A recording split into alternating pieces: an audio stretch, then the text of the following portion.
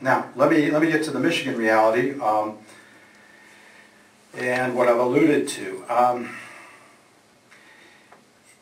The most important things in any economic system, regardless of geography or even system, are of course the incentives. And the three major things we look at are the socioeconomic and demographic variables. We look at outbound migration. In 2008, we lost the equivalent of Ann Arbor. 107 to 110,000 people in the state gone. That's the rate of implosion in population, demand.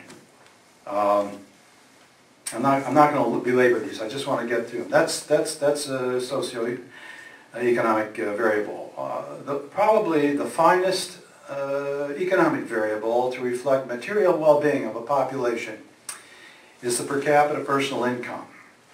As of last year, the Census Department and the Commerce Department just revised down what Michigan's per capita income was. It's now 13.2% below the national average. And essentially, it's been that way for over a decade now. If things aren't changed, if I were to be here a year and a half from now, Michigan's per capita personal income will be below that of Alabama's. Thirdly, employment.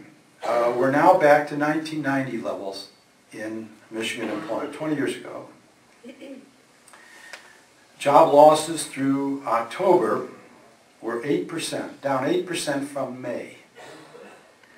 The unemployment rate at last reading, September, is 15.2% compared to the 10.2% of the nation. However, if we were to measure Michigan's unemployment rate the same way we did in the Depression, accounting for the discouraged workers, those who have dropped out, not even looking for a job, had been part of the workforce, those who are part-time, they want full-time, they can't get the full-time work, those who are underemployed, college grads and so forth, I know many of them, and they're doing work far below their potential productivity.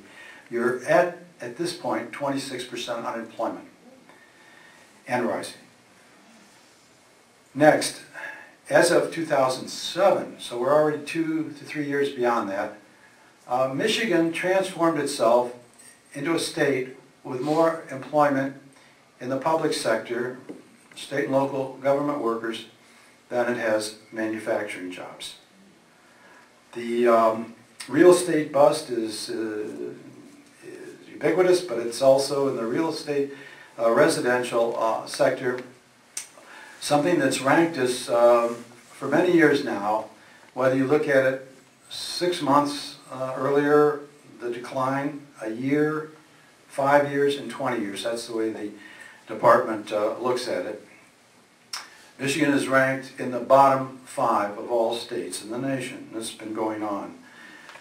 Next, the private sector jobs are imploding. The government jobs remain in an expansive mode. That's not a long-term, durable equilibrium. You can't have that. You can't have the redistributive sector gaining ground on the productive sector. That's, again, inverted logic. That's not the reality for any long-term situation. Not only that, but the public sector pay continues to outpace the private sector. Let me give you an idea what that is. The Michigan public sector compensation, because that includes pay and benefits, when you look at the pay alone, the public sector now, on average, over the comparable private sector is 32% higher. But the benefits are 81% higher than that in the private sector. Do you hear that in the media? Not very much. Michigan's outbound migration now is the highest in the nation. We've even beat out North Dakota.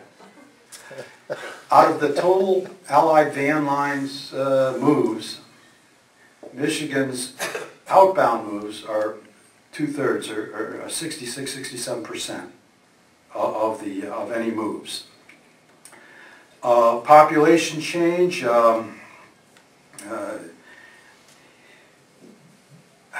If I revisit the main metrics of population, employment, and income, and compare them to the right-to-work states, this is what we see. If you take the 10 leading states in population growth of the nation over the decade of this first decade of the century, you would see that 80% of the top states are right-to-work states. If you look at employment growth, same time period, 2000 to 2008, 60% of the top 10 in employment growth are right-to-work states. And finally, personal income. The growth in the same time period, 2000 to 2008, 60% of the top 10 states, and there are only 22 states, so it's less than half of the nation.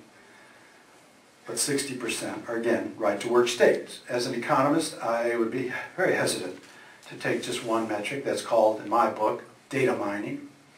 Many of your union groups are very fond of data mining. But when you merge and consolidate all three of those important metrics into one, you would see that 80% of the leaders, the top 10 states in all three, 80% are your right-to-work states. And by right-to-work, as you know, I call it voluntary unionism, where you don't have to be a member of a union. God bless you if you want to be. That's no problem, for a libertarian especially. But for God's sakes, don't make it a mandate to be a member of a union, pay union dues, and hold a job. That's what a free, a flexible labor market demands.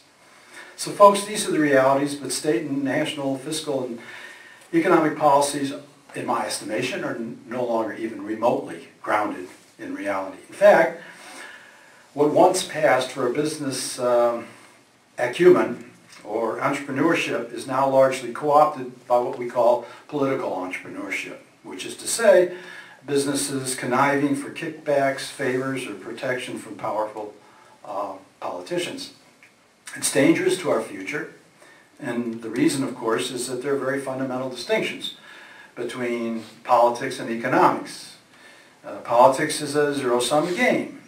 In the political arena, somebody wins, somebody loses, somebody gets elected, somebody gets diselected, somebody takes power, somebody gets removed from power, somebody takes office, somebody leaves office. It's a zero-sum game. It's also a zero-sum mentality. It's also a zero-sum engenders a time horizon which is terribly myopic. At best now, it's 18 months. That's as far as the next campaign must take you. In short, government is a redistributive agent. It's not a growth sector. Economics, in contrast, is a positive sum game. The whole idea is to combine your resources in a way that's effective for the consumer and leads to growth. So there's an expanding pie to divvy up. Bottom line, I'd have a much more robust forecast for you for 2010, 2011 and beyond if I had confidence that the political entrepreneurship were not crowding out the dynamic, creative, innovative, competitive private sector, either here in Michigan or nationally, macrocosmically, if you will, in the U.S. And this has already happened in Detroit. Well, again, we're a microcosm of what's already happened. We're a good laboratory of what a better direction is, and that's what the candidates are going to have in their back pocket and front pocket to articulate.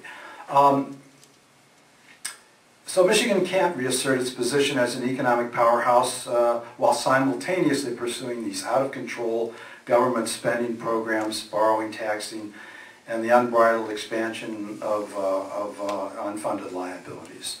Obviously, I ask, does expanding state or local government spending at a pace that outgrows that of the private sector somehow contribute to growth? It obviously doesn't.